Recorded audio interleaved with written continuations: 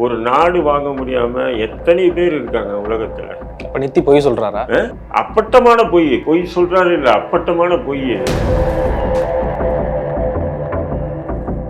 அப்ப நித்தி மேல ஏற்கனவே பாலியல் வழக்கு, மோசடி, டக்குன்னு பார்த்தா ஒரு கொஞ்ச நாள் காணாம போயிட்டாரு. இப்ப திருப்பி அப்புறம் கைலாசா அப்படின்னு சொல்லிட்டு ஒரு விஷயம் வந்துச்சு. இவ்வளவு டெக்னாலஜி இருந்தீங்க, நித்தியை எங்க இருக்கான்னு கண்டுபிடிக்க முடியல. கண்டுபிடிக்க முடியாது இல்ல, கண்டுபிடிக்க முடியும். அது கண்டுபிடிக்கும் பைத்தியன்னு சொல்லி விட்டுட்டாங்க. இது மாதிரி விட்டா இப்ப அடுத்தடுத்து வர்றவங்களுக்கும் அப்ப தப்பு செஞ்சா அந்த மாதிரி பணம் சேர்ந்தா போயிடலாம் அப்படின்னு தோணாதா? நான் ஒரு 10 பேரை சேர்த்துக்கிட்டு நான் இதே மாதிரி அறிவிச்சிருக்கேன் அப்படின்னு சொன்னா அது எப்படி ஒரு கேளிக்கையா பார்ப்பீங்களா? அதே மாதிரி தான் பார்க்க முடியும். அதாவது இவர்கிட்ட சக்தி இருக்கு, அப்புறம் நானே சாமி அப்படின்னு சொல்லிட்டு இருந்தாரு. இந்த பாலியல் வழக்கு, மோசடி வழக்கு இப்படி சிக்கனத்தை போல காணாம போயிட்டாரு. இப்பயும் நித்தியை நம்புறாங்களா மக்கள்? சக்தி உள்ள மனிதனெல்லாம் எவனுமே இல்லைங்க. எவங்க சக்தி உள்ளவன்? சக்தின்றதே இல்லைங்க. நமக்கெல்லாம் புறப்பட்ட சக்தி ஒன்று இருக்கு, இறைவன். நீங்க சொல்றீங்களா இறைவன், அந்த இறைவன் பேரை யூஸ் பண்ணி தானே இவங்க இப்படி பண்றாங்க. அதை நான் சொல்றேன். நம்ம இறை அச்சம், இறை நேசம் கொள்வது என்பது வேறு. போன்ற தருதலைகள் தங்களை கடவுள்களாகவும் தங்களை சாமியார்களாகவும் தாங்களுக்கு வாக்குதான் பலிக்கும் அப்படின்னு சொல்றாங்க பார்த்தீங்களா? அப்படியெல்லாம் பலிச்சதுன்னு சொன்னா அவன் தேர்தல் நின்று ஏங்க ரொம்ப கஷ்டப்படுறான். இல்ல, அந்த இறை சக்தி தான் என்ன இயக்குது அப்படின்னு நித்யானந்தாவே சொல்லும் போது அங்க ஒரு கூட்டம் கூட தானே செய்யுது. மனிதனை எப்படிங்க இயக்கும்? இல்ல, அப்ப ஒரு கூட்டம் கூட தானே செய்யுது. அதுக்கு இறை சக்தி வராது யாருக்குமே. இறைவன் நமக்கெல்லாம் புறப்பட்ட சக்தி ஒண்ணு இருக்கு. அந்த சக்தி மனிதர்களை இயக்குது. நித்யானந்தம் இயக்குறது இறை சக்தி தாங்கிறீங்களா? அப்ப நித்யானந்தம் ஒரு மனிதன் தானே, அவரை இயக்குறது அப்படின்னு கேட்கறாங்க. ஃப்ராடு தானே. வணக்கம் சார். வாங்க. எப்படி இருக்கீங்க? ரொம்ப நல்லா இருக்கேன். கைலாசாவுக்கு போகலாம் ஒரு ஐடியா இருக்கு. ஏன்னா நித்தி நீங்க போக போறீங்களா? நான் போகலாம் ஒரு ஐடியா இருக்கு. ஏன்னா நித்தி நிறைய ஆஃபர் கொடுத்துருக்காரு. நீங்க என்ன நினைக்கிறீங்க? இல்லை, இவ்வளவு சொல்றாரு. இது என் நாட்டில் காவல்துறை இல்லை, நீதித்துறை இல்லை, யார் வேணாலும் வரலாம், ஆனால் இந்து மதத்துக்கு உட்பட்டவருக்கு வரலாம் அப்படின்ற மாதிரி இப்போ பல இதெல்லாம் டைலாக்கெல்லாம் விட்றாப்புல. பட் அந்த நாடு எங்கே இருக்கு, எங்கே விசா வாங்கணுன்ற தகவல் மட்டும் இன்னும் வெளியிலேயே. எல்லாமே இணையதளங்கள்ல இருக்கு அப்படின்னு சொல்றாரு. இணையதளங்கள்லயே கூட பார்த்தீங்கன்னு சொன்னா இந்த தீவு இந்த நாட்டுல இருக்கு. இது வரைக்கும் இப்ப கைலாசா எங்க இருக்கு அப்படின்னு ஒரு மர்மமே இருந்தது. இப்ப என்ன அப்படின்னா நம்ம நினைச்சுட்டு இருந்தோம் ஒரு ஆப்பிரிக்கா இல்லை ஆஸ்திரேலியா இந்த மாதிரி வெளியில இருக்குமோ அப்படின்னு சொல்லிட்டு, எங்க பார்த்தாலுமே என்னோட பிரான்ச் இருக்கு, கைலாசம் இருக்கு அப்படிங்கிற மாதிரி தான் சொல்லியிருக்காரு. ஒரு நாடு இப்போ இந்தியாவுக்கு வரணும்னு சொன்னா, இப்போ இந்தியான்ற ஒரு நாடு இருக்கு. வெளிநாட்டிலேருந்து இந்தியாவுக்கு வரணும்னு சொன்னால் விசா எடுத்து அதுக்கப்புறம் அவங்க வருவாங்க, பாஸ்போர்ட் மூலிமா வருவாங்க. அதேமாரி பாகிஸ்தான் எந்த நாட்டுக்கு போனாலும், அது சின்ன நாட்டு இருக்குது பார்த்தீங்களா?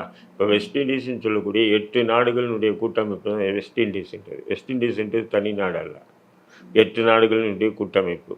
அந்த குட்டி குட்டி நாடுகளுக்கு போகணுன்னா கூட அதுக்குண்டான பாஸ்போர்ட், விசா எல்லாமே இருக்குது, முறை இருக்குது. இப்போது இந்த நித்யானந்தம் சொல்லக்கூடிய விஷயங்கள் எல்லாம் கேளிக்கையாக தான் இருக்குது. அது எப்படின்னா திரைப்படங்களில் வரும் இல்லைங்களா? திடீர்னு ஹீரோ போவார், ஹீரோ போயிட்டு போராடி எம்ஜிஆர் காலத்து படங்களில் அந்த நாட்டை மீட்டு அந்த நாட்டுக்கு அவர் என்ன பண்ணுவார், அவருடைய பூர்வீக பேரான அதை சூட்டுவார். உடனே மக்கள் ஒவ்வொன்று சந்தோஷப்படுவாங்க. இப்படி திரைப்படங்களை ஒரு காலம் எம்ஜிஆர், சிவாஜி படங்கள், பழைய படங்களை பார்த்துட்டு அந்த மனநிலையோடு நித்யானந்தா இன்றைக்கி செய்திகளில் அறிக்கை, அதாவது சோசியல் மீடியாவில் தகவல்களை ஒளிபரப்புற மாரி தான் பார்க்கணுமே தவிர, ஏங்க ஒரு நாடு என்பது எப்படிங்க, என்ன சக்தி உங்களுக்கு கூட தெரியலையா? அவங்க ரத்தத்தை சிந்தி பல உயிர்களை பலியிட்டு ஒரு நாடு வாங்க முடியாமல் எத்தனை பேர் இருக்காங்க உலகத்தில். தனி ஈழம் வாங்குவதற்காக எத்தனை லட்சக்கணக்கான மக்களுடைய உயிர்கள் பலியாக்கப்பட்ட. அப்ப நித்தி பொய் சொல்றாரா? அப்பட்டமான பொய் சொல்றாரு இல்ல, அப்பட்டமான பொய். சில ஊடகங்கள் இந்த செய்தியை பரபரப்பாக்கி அந்த வியூவர்ஸை கூட்டுறதுக்காக இந்த தகவல்கள் எல்லாமே பண்றாங்க. உலகத்திலே ஒரு தீவு வாங்கலாம். ஏன்னு சொன்னால் சில நாடுகளில் தீவுகள், தனித்தனி தீவுகள் இருக்குது. அந்த தீவுகள் விலைக்கு விற்கிறாங்க. அந்த மாதிரி ஏதோ ஒரு தீவு வாங்கிட்டு இவன் உட்காந்துருக்கானே தவிர, அதை அவன் நாடுன்னு அங்கீகரித்தான்னு சொன்னால், அதாவது நாடுன்னு அறிவித்தான்னு சொன்னால் நிச்சயம் அவனை அங்கேருந்து தூக்கிடுவாங்க அந்தால. அப்போ நித்தி மேலே வந்து ஏற்கனவே வந்து பாலியல் வழக்கு, மோசடி, டக்குன்னு பார்த்தா ஒரு கொஞ்ச நாள் காணாமல் போயிட்டாரு. இப்போ திருப்பி அப்புறம் கைலாசா அப்படின்னு சொல்லிட்டு ஒரு விஷயம் வந்துச்சு. இவ்வளோ டெக்னாலஜி இருந்து ஏன் நித்தியை வந்து எங்கே இருக்கான்னு கண்டுபிடிக்க முடியல? கண்டுபிடிக்க முடியாதுல்ல, கண்டுபிடிக்க முடியும். அது கண்டுபிடிக்கும் பைத்தியம்னு சொல்லி விட்டுட்டாங்க. ஓப்பனாக சொன்னா, ஏதோ போட்டோம் ஏதோ ஒரு நாட்டில் உட்காந்துருக்கான் அப்படின்னு. ஏன்னா இங்கே வந்து கற்பழிப்பு, ஆள் கடத்தல், அப்புறம் வந்து நில மோசடி, இந்த 3 வழக்கு தான் இருக்குது. தமிழ்நாட்டில் இருக்குது, கர்நாடகாவில் இருக்குது, குஜராத்தில் இருக்குது. புரியுதுங்களா? இத்தனை 3 மாநிலங்கள்லையும் அவர் மீது நிறைய வழக்குகள் இருக்குது. இருந்துக்கிட்டு இப்போ திடீர்னு வந்து ஒரு கைலாசான்ற ஒரு இதில் போய் ஒரு தீவு ஏதோ ஒரு தீவில் போய் உட்காந்துருக்காப்புல, அது மட்டும் தெரியுது. ஆனால் அந்த தீவு வந்து எப்போவுமே வந்து ஒரு நாட்டுக்குள்ளே வந்து இப்போ ஆஸ்திரேலியா, நியூசிலாந்து இது போன்ற நாடுகளில் வந்து நிறைய தீவுகள் இருக்கும். குட்டி குட்டி தீவுகளாக இருக்கும். அந்த தீவுகள் வந்து அவங்க என்ன பண்ணுவாங்கன்னு சொன்னால், அரசாங்கம் மெயின்டெனன்ஸ் பண்ண முடியாமல் தனியாருக்கு வந்து விற்பனை செய்கிறாங்க. பெரிய பெரிய நிறுவனங்கள் அந்த தீவுகளை வந்து விலைக்கு வாங்கியிருக்காங்க. இப்போ குறிப்பாக பார்த்தீங்கன்னா, தமிழ்நாட்டில் இருந்து கூட சன் குழுமம் கூட ஒரு தீவு வாங்கியிருக்கிறதா ஒரு தகவல்.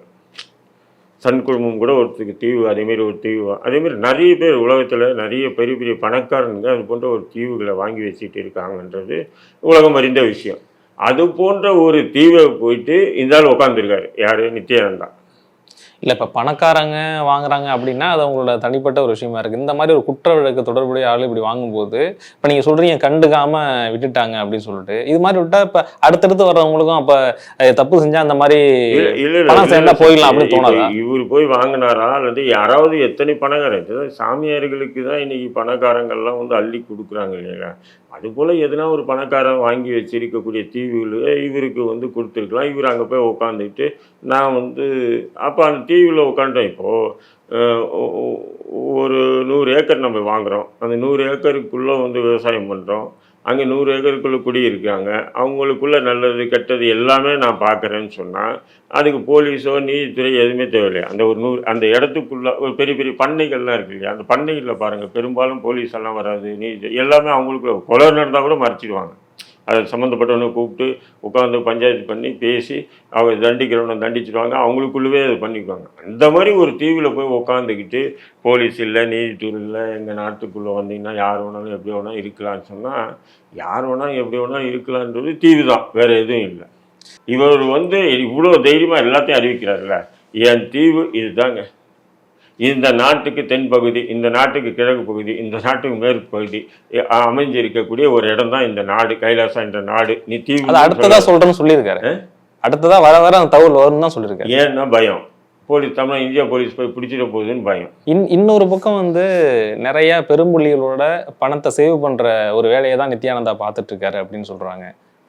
அது இருக்கலாம். மேபி வந்து எப்படின்னு சொன்னால், நித்யானந்தா மட்டும் இல்லை, நிறைய சாமியார்கள் வந்து அரசியல்வாதிகளுடைய பிராமி பணத்துக்கு வந்து அவங்க தான் ஆத்தரைஸாக இருக்கிறதா பல தகவல்கள் வருது. இப்போ ஜக்கி வாசுதேவ் கிட்ட கூட பல பேர் வந்து அதுபோல் வந்து பணத்தை வந்து படிக்க, ஏன்னா அவங்களுக்கு தான் வந்து எப்படின்னு சொன்னால் ஒரு ஃப்ரீயாக இது ஆகுது. அதாவது ஒரு ட்ரஸ்ட் மாதிரி உருவாக்கிட்டு அந்த ட்ரஸ்ட்டில் வந்து எவ்வளோ காசு வந்தாலும் கணக்கு இல்லை அவங்களுக்கு. இப்போது கிறித்துவ அமைப்புகள் அது மாதிரி ட்ரஸ்ட்டு முன்னாடி இருந்தது. இப்போ வந்து கிறித்துவ முஸ்லீம் அமைப்பு ட்ரஸ்ட்டுகள்லாம் பார்த்திங்கன்னா 1800 2000 ட்ரஸ்ட்டுகள் கிட்ட மூடிட்டாங்க மத்திய பாஜக அரசு வந்து. ஆனால் சாமியார்களுடைய ட்ரஸ்ட்டு எதுவுமே மூடலை.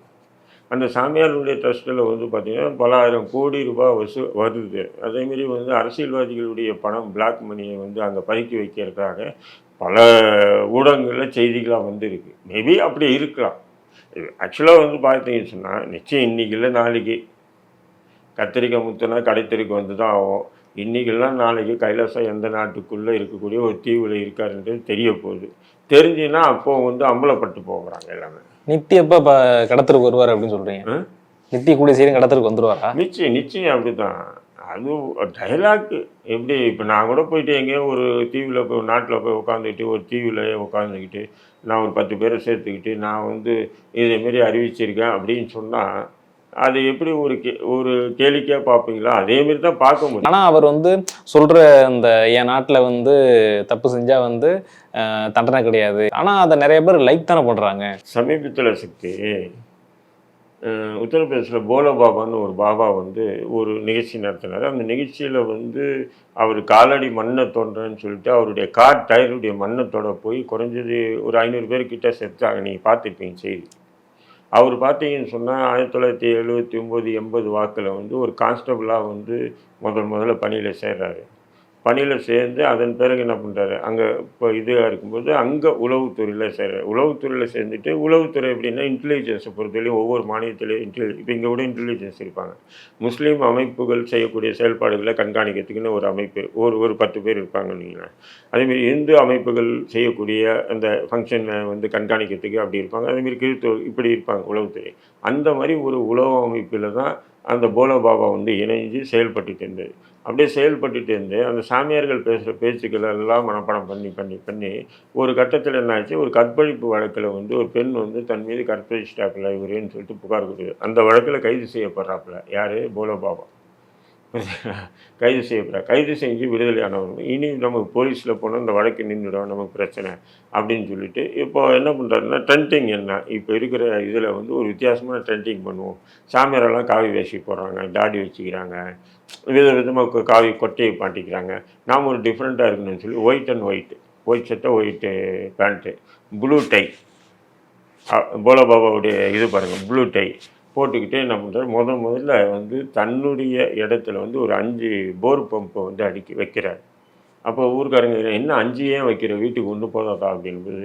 இல்லை, இந்த தண்ணியை நீங்கள் வந்து அருந்தினாவோ இந்த தண்ணியை வந்து தலையில் தெளிச்சாவோ உங்களுக்கு பிடிச்சிருக்கிற சனியெல்லாம் போயிடும், உங்களுக்கு வந்து மிகப்பெரிய ஒரு சக்தி கிடைக்கும் அப்படின்னு சொல்லி அடித்து விட்றாரு. அதுக்கு ஏற்ற மாதிரி எப்போவுமே ஒரு விஷயத்தை பார்த்தீங்கன்னா தெளித்து விட்டாங்கன்னா அது 10 பேர் இல்லை 100 பேருக்கு அப்படியே பரவிடும். அந்த மாதிரி என்ன ஆச்சுன்னா அது பரவிச்சு. அந்த பைப்பு அந்த இது இருக்கு பாருங்கள், இந்த போர் பைப்பு, அந்த பைப்பு தண்ணியை பிடிக்க பக்கத்து கிராமங்கள்லாம் வந்து முண்டி அடிச்சுட்டு வந்த நிகழ்வு. அதன் பிறகு இவருடைய பரிணாம வளர்ச்சி என்ன ஆச்சு, இவர் போலோ பாபா அவர் பேர் பார்த்தீங்கன்னா ராஜேந்திர சிங் யாதவ் தான் அவர் பேர். ஆனால் அவர் போலோ பாபான்னா சொல்லுங்க பாபா அப்படின்றாங்க. அதேமாதிரி போலோ பாபான்னு பேர் ஆயிடுச்சு அவருக்கு. அவர் என்ன பண்ணுறாருன்னு சொன்னீங்கன்னா, மக்கள் வந்து அவருடைய பிரசங்கத்தை கேட்குறதுக்கு வந்து பயங்கரமான மக்கள் கூடியிருக்காங்க. அந்த மக்கள் கடைசியாக வந்து என்ன பண்ணாரு, அவருடைய தண்ணிக்கு போய் கடைசியாக அவருடைய கால் தொட்டு வணங்குறதுக்கு போய், கடைசியாக அவர் நடந்து போனால் அந்த மண்ணை தொட்டு வணங்குறதுக்கு போய், கடைசியாக அவர் கார் போச்சுன்னா அந்த கார் தடத்தை வணங்குற நிலைக்கு மக்கள் போய் போலோ பாபா என்ற விஷயம் இப்போ சமீபத்தில் உத்தரப்பிரதேசில் பெரிய ஹைலைட்டாக இருக்கக்கூடிய ஒரு விஷயம். புரியுதுங்களா உங்களுக்கு, இருக்கக்கூடிய ஒரு விஷயம். அப்போது அவன் நடந்து போனால் காலை தொட்டு வணங்குன்றது ஒரு விஷயமா இருந்தாலும் அதன் பிறகு மண்ணை தொட்டு அவன் நடந்து போன பாதையை தொட்டு வணங்குது, கடைசியாக அவன் போன காருன்னு சொல்லிட்டு அந்த கூட்டம் பேசிட்டு அவர் காரில் போயிட்டாப்புல. அதுக்கப்புறம் அந்த மக்கள் அந்த கார் தடத்தை போய் முத்தமிட்டு வணங்குறதுக்கு போய் தான் அவ்வளோ பேர் இறந்ததுக்கு காரணம். நான் மக்கள் எந்த அளவுக்கு மூடப்பழக்கத்தின் உச்சத்தில் இருக்காங்க பாருங்கள். அறியாமை மக்கள். அதாவது ஒன்று என்னன்னா, இன்றைக்கி வந்து என்ன விதமான நவீன கருத்தியல்கள் விவாத பொருட்கள் ஆக்கப்பட்டாலும் சோசியல் மீடியான்றது வந்து இன்றைக்கி கிராமம்லேயே அந்த சோசியல் மீடியா பரவலாக போனாலும் சரி, மக்களுக்கு உள்ளத்தில் வந்து திடீர் பணக்காரனாயிடணும், திடீர்னு குணமாயிடணும். அதாவது நோய் இருந்ததுன்னா திடீர்னு போய் ஒரே நாள் குணமாயிடணும், திடீர்னு நமக்கு பிடிச்ச சனியெல்லாம் ஒரே நாளில் போயிடணும். இப்படி ஒரு விதமான ஒரு ஊந்துதல் இந்த மக்கள் மத்தியில் மனசில் ஆழமாக ஊன்றி இருக்குது.